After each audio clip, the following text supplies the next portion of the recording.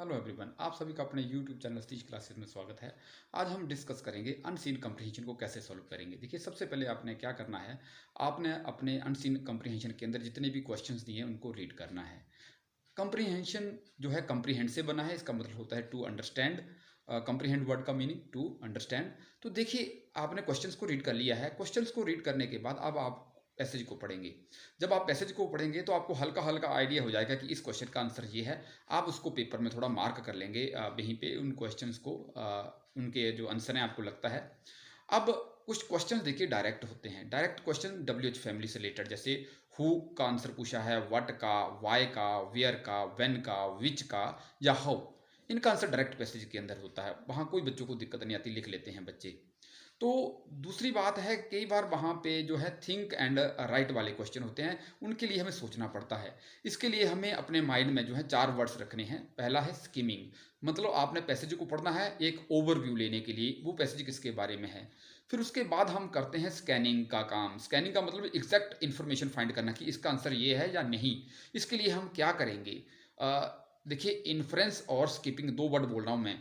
Inference का मतलब आपने देखिए उस क्वेश्चन का आंसर डायरेक्ट उस पैसेज के अंदर नहीं है, नहीं लग रहा ऐसा, तो आपने अब उस क्वेश्चन के आंसर को गैस करना है, अपनी तरफ से नहीं बनाना। On the basis of information provided in the passage, this is called inference. अब आपने स्किपिंग का यूज करना है। जो भी अनइम्पोर्टेंट इन्फॉर्मेशन है उन ऑप्शंस को आप डिलीट कर देंगे। जो इंपॉर्टेंट इन्फॉर्मेशन है वो पैसेज में से निकाल के आप गैस करके उसका आंसर लिख देंगे on the basis of information provided in the passage. फिर देखिए, कुछ क्वेश्चंस जो होते हैं टाइटल बेस्ड, इनका आंसर आपने लास्ट में ही लिखना है, क्योंकि आपने पूरे पैसेज को पढ़ लिया, आपका उसका आइडिया हो जाता है कि इसका आंसर क्या है। अब देखिए, एक और बड़ी दिक्कत आती है, बच्चे क्या करते हैं अनसीन कम्प्रीहेंशन में इंग्लिश की हिंदी निकालने शुरू कर देते हैं। इंग्लिश की हिंदी नहीं निकालनी है, इंग्लिश को इंग्लिश में ही ट्रांसलेट करना है। जैसे मान लो वहाँ पे लिखा है कोमल नोस टेलीपैथी, तो आप देखिए वहाँ पे है हु नोस टेलीपैथी, तो इसका आंसर आएगा कोमल नोस द टेलीपैथी। आप टेलीपैथी का मीनिंग क्यों निकाल रहे हैं? ऐसे आपने मीनिंग नहीं निकालने हैं, इंग्लिश को इंग्लिश में ही समझने की कोशिश करनी है। अब बच गए vocabulary based question. Vocabulary based question जो हैं, देखिए आप वोकैबुलरी को पढ़ लेंगे, उनका आंसर उस पैसेज के अंदर ही छुपा होता है। वो वर्ड सेम के सेम यहीं पे फिट हो जाते हैं। थोड़ा सा आपकी वोकैबुलरी के ऊपर कमांड भी होनी चाहिए, और थोड़ा सा आप अपना विवेक का यूज़ करते हुए आप वोकैबुलरी वाले क्वेश्चन भी बड़ी इजीली हल कर लेते हैं। चलिए अब हम एक प्रैक्टिकल एग्जाम्पल लेते हैं इसको सॉल्व करने के लिए। यहाँ पे देखिए एक पैसेज है जी, class and caste can be dysfunctional in societies. ये इसके अंदर फर्स्ट पैराग्राफ है, इसका आप स्क्रीनशॉट ले लें। फिर इसी पैसेज के अंदर ये आप सेकंड पैराग्राफ देख सकते हैं।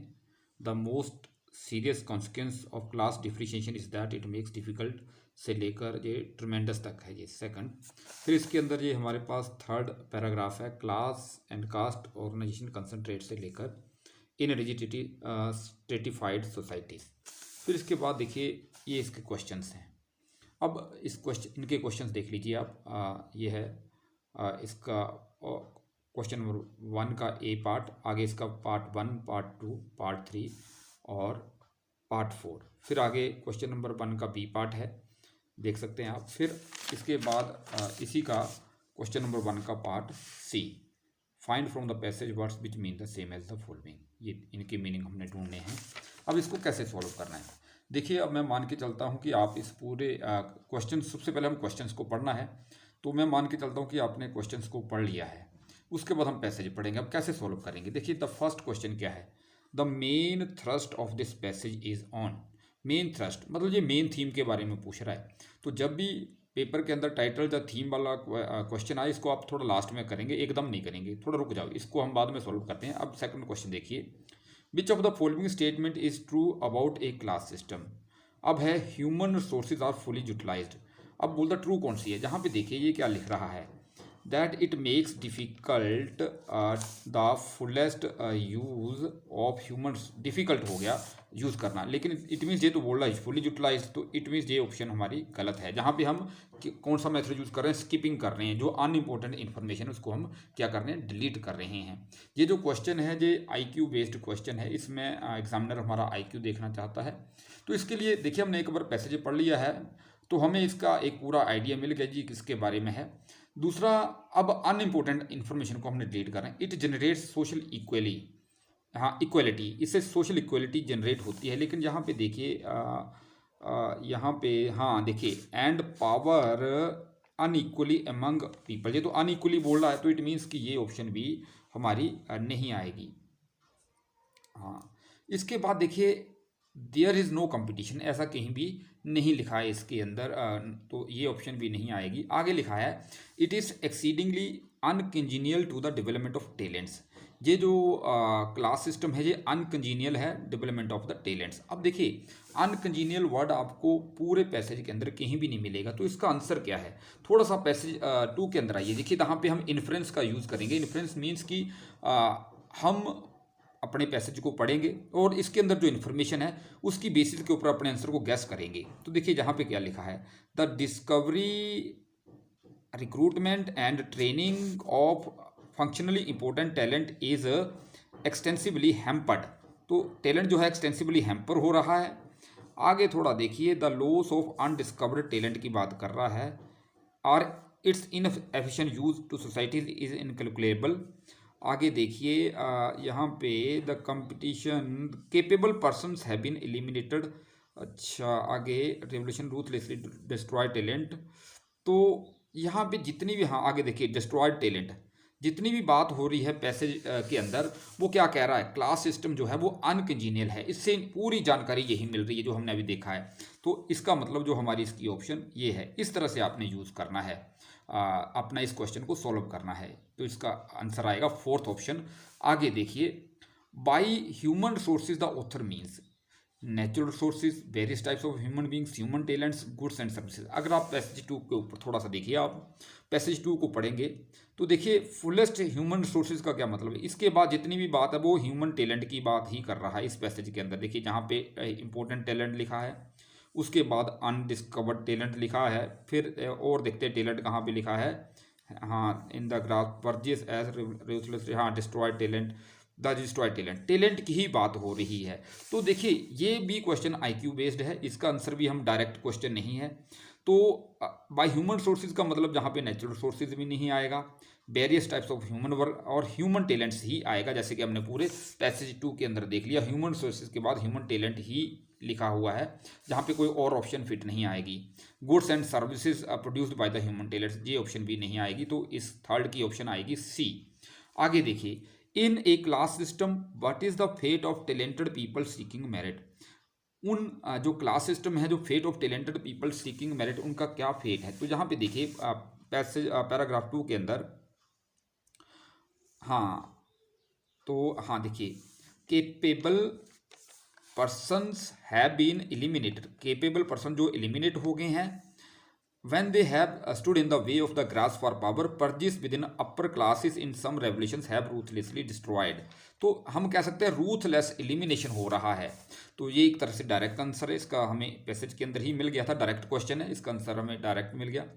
तो इस तरह से हमने इसको, अब हाँ एक बच गया। देखिए हमने अभी तक देखिए पहला पैराग्राफ, दूसरा, और मैं मान के चलता हूँ कि आपने तीसरा ही पढ़ लिया। जब हम इसको पूरे को पढ़ लेंगे तो इसमें देखिए कहीं भी एडवांटेजेस एंड क्लास का सिस्टम की बात नहीं की गई है। ये भी आईक्यू बेस्ड क्वेश्चन था और टाइटल वाला क्वेश्चन था। थ्रस्ट का मतलब किसके ऊपर, क्या इसका थीम है। यूज ऑफ ह्यूमन रिसोर्स की बात भी नहीं कर रहा है, पावर कंसंट्रेशन की बात भी नहीं कर रहा है। अगर आप थोड़ा सा ध्यान से पढ़ें इस पूरे पैसेज को, ये कर रहा है class and caste based disadvantages की बात कर रहा है। लेकिन ये disadvantage, class and caste based disadvantage कहीं भी नहीं लिखा है। लेकिन अगर आप इसको पूरे को पढ़ेंगे, आप पढ़कर इस बात का आपको इन्फ्रेंस हो जाएगा, आप गैस कर लेंगे कि ये किसकी बात कर रहा है। तो इसका आंसर ये आएगा, जिस तरह से आप टाइटल वाला हमने लास्ट में किया। अभी देखिए ये पार्ट बी के अंदर क्या है, why is the social change not easy to achieve according to the passage. Social change जो है ईजी क्यों नहीं है, तो यहाँ पे जरा देखिए आप, हाँ यहाँ पे देखिए since they identify their own values as the valid ones for the whole society, social change is difficult to achieve. वो identify own values as the valid ones करते हैं होल सोसाइटी के लिए, इसलिए सोशल चेंज है जो difficult है to achieve. तो दे क्या है, जहाँ दे कहा गया है कंट्रोलिंग क्लासेस को, हम इसका आंसर लिख सकते हैं as controlling classes identify their own values as the valid ones. हाँ so social change is difficult to achieve, इस तरह से आंसर बन जाएगा। What is the purpose of decision making by the controlling classes, इसका क्या पर्पस है, इसका आंसर देखिए यहाँ पे है, हाँ, the purpose of decision making by controlling classes is, क्या लिखेंगे, to uphold the order that supports them in their controlling position, ये इसका आंसर बन जाएगा। नेक्स्ट देखिए, व्हाई डू, हाँ, what do people do when ruling classes do not willingly surrender privileges and power, जब ruling classes हैं जो अपना प्रिविलेजेस और पावर को सरेंडर नहीं करते तो लोग क्या करते हैं, देखिए ये है, इस revolution has been often only the method of destroying such imbalances because ruling classes usually do not willingly surrender and privileges and the power, तो इसका आंसर क्या से लिखेंगे, आप लिखेंगे when people, हाँ, when ruling classes do not willingly surrender privileges and power, comma लगाएंगे, people resort to revolution, इस तरह से आंसर बना लेंगे आप इसका।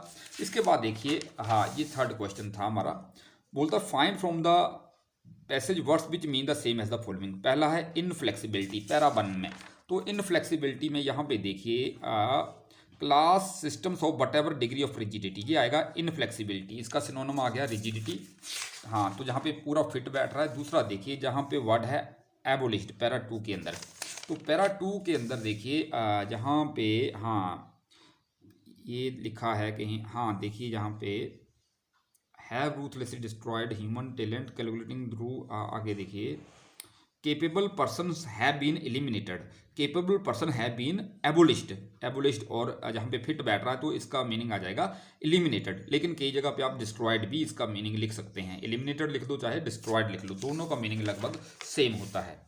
आगे देखिए डिस्पैरिटीज, डिस्पैरिटीज देखिए ये होती है असमानता, ये पैरा 3 के अंदर है। डिस्पैरिटीज देखिए इसका कहाँ पे हमें मीनिंग ऐसे मिलेगा, पैरा 3 के अंदर जहाँ पे हमने पढ़ा था, हाँ देखिए method of destroying such disparities imbalances, इसका जो मीनिंग आएगा इम्बैलेंसेस, इस तरह से आप वोकैबुलरी वाला पोर्शन जो हल कर लेंगे।